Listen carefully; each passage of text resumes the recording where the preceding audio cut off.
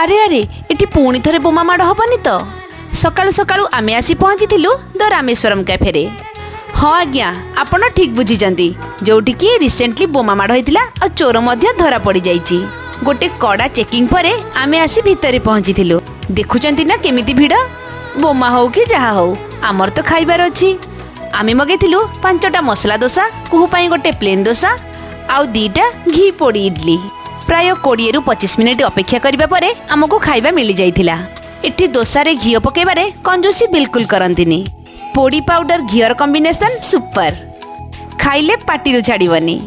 ଜାଣିଛନ୍ତି এই କ୍ୟାଫେର monthly income 4.5 କୋଟି। ପୂର୍ବ ଭିଡ଼ିଓରୁ ଜାଣିଥିବେ ଘରକୁ ଭାଇ ମାମୁଁ ମାଇଁ ଆସିଛନ୍ତି। ଏଇ ଗଛ ମୂଳରେ ସମସ୍ତେ ମିଶିକି ଖାଇଥିଲୁ। ପାଗଟି ମେଘୁଆ ଥିଲା, ଲାଗୁଥିଲା ସତେ ଯେମିତି ଫ୍ୟାମିଲି ପିକନିକରେ ଆସିଛୁ। ଶେଷରେ ଭାଇର ଥିଲା ଫିଲ୍ଟର କଫି, ଆମମାନଙ୍କର ଚା, କୁହୁର ମ୍ୟାଙ୍ଗୋ